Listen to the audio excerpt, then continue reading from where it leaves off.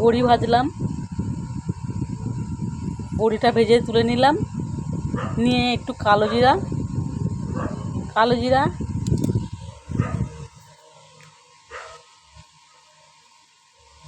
জিরা দিলাম, একটু কাঁচা লঙ্কা দিলাম, দিয়ে একটু ডাঁটা আলু দিয়ে বড়ির তরকারি হবে আজকে।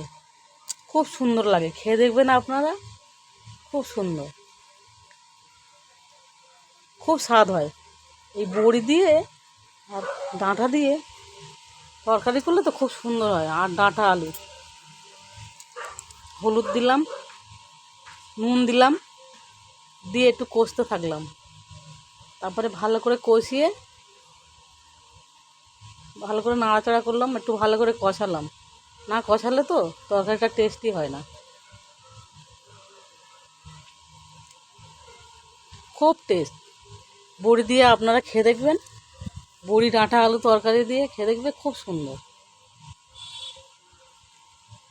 জল দিলাম, দিয়ে একটু ঢেকে দিলাম, একটু জলটা দিলাম, দিয়ে একটু ঢেকে দেব।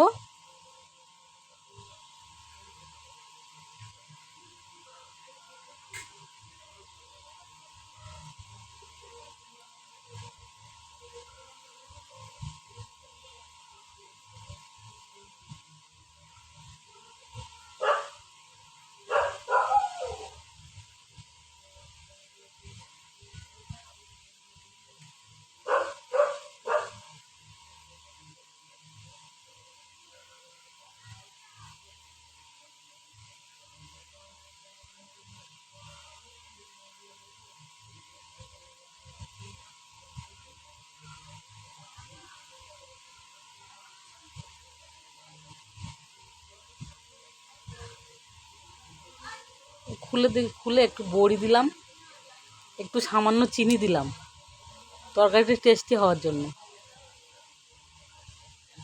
তরকারিটা খুব স্বাদ হয়, খেয়ে দেখবেন আপনারা, খুব স্বাদ। এরকম একটু বড়ি, একটু ডাঁটা দিয়ে মাখা মাখা তরকারি করলে তো খুব সুন্দর হয়, টেস্টি হয়। একটু কালো জিরা আর কাঁচা লঙ্কা ফোড়ন দিতে হয়।